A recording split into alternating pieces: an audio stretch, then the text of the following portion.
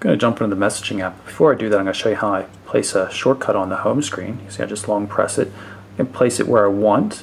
And also notice that when you're in edit mode like that, you have the option to drag it down to the shortcuts down at the bottom of the screen. So I could replace the camera icon with the shortcut to the messaging if I wanted to. I'm going to say replace that, and there it is.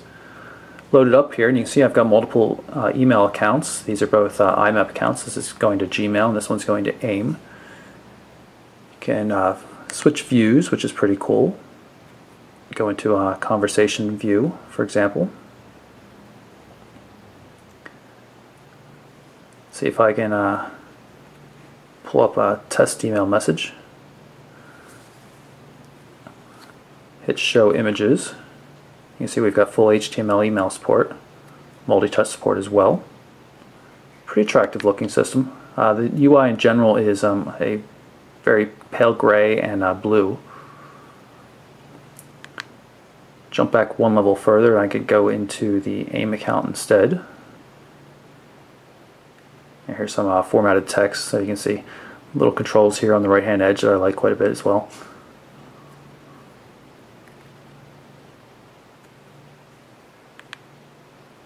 You might have also noticed the universal inbox here, which pulls in things from all sorts of sources. You have Facebook, Twitter, text messaging, email accounts, everything coming into one box, so you can very easily keep track of it. You can see this text message right here, right next to this email message, which is pretty slick. I've added a Facebook account and a Twitter account to the device. You can see now private messages show up here, as well as the private messages in Facebook, and of course they all show up in the universal inbox. While the home screen doesn't support a pinch gesture, you can press the home button again to get an overview of all the different home screens. There you can see the social messaging system up there. It's a recent status message I put up about a HTC Flyer. Had a new status right here, and you can see which systems you want to send it to. I'm going to say I could send it to just Twitter by doing that, or I could send it to both Twitter and Facebook by doing that. While I'm here, I'll show you some of the text editing capabilities. Notice whenever I tap, little graphic shows around the cursor, making it very easy to spot. You can also long press and get the little magnified area, which is pretty neat. Can select text as well. And you see, select some text there, and tap once again and copy it. And I could paste it back. Works pretty well. Here's the standard Gmail client. Do show pictures here. You can see, just like we saw before, move to the next message, some formatted text. No multi-touch controls here. Can into settings. You can see we have a bunch of options here.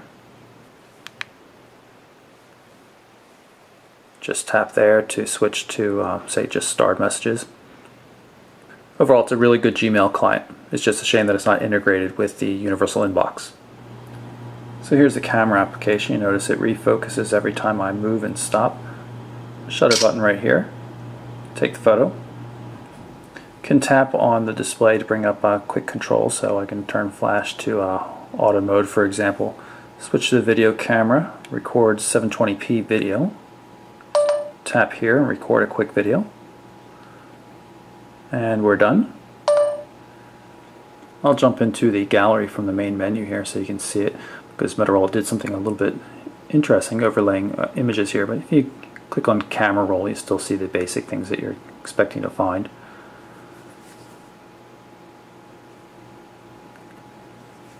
Multi-touch gestures.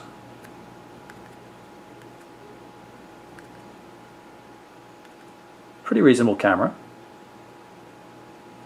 If I long press the home button, instead of getting the normal recent apps, just in that little pop-up there, you actually get to the full-blown recent apps that appears in Motorola's main menu system. So you have a lot more things that you can get to, which is pretty convenient. So I could jump to the browser, for example. This is bringing up the Mobile Burn web page. You can see we've got flash ads running in the background. There's also an embedded YouTube video here. I'm going to show you how that works.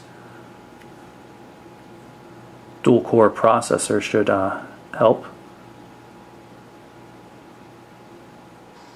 Hi, this is from MobileBurn.com. Today I'm going to demonstrate for you. You see the video quality is pretty good. We're not used to seeing good quality embedded video on a mobile device.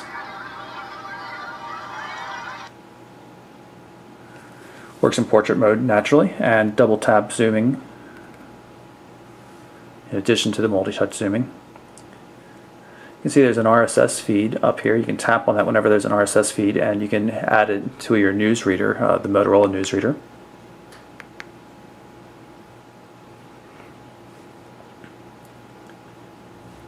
Pull up a different window. I'll go into bookmarks here and choose the mobile version of Mobile Burn just so we can take a look at it. Everything looks rendered pretty well except for little glitches in the rounded corner down here. And again, landscape and portrait mode both work. So that's my quick look at the Motorola DROID X2 for Verizon Wireless, very much like the original device, the DROID X, except it has a new high-resolution display. It's a quarter HD. Also has a dual-core processor. Some software updates as well, which make it a little bit more compelling. So it's available now from Verizon Wireless for $199.99. Again, that's the DROID X2 from Motorola. I'm Michael Orrell from MobileBurn.com.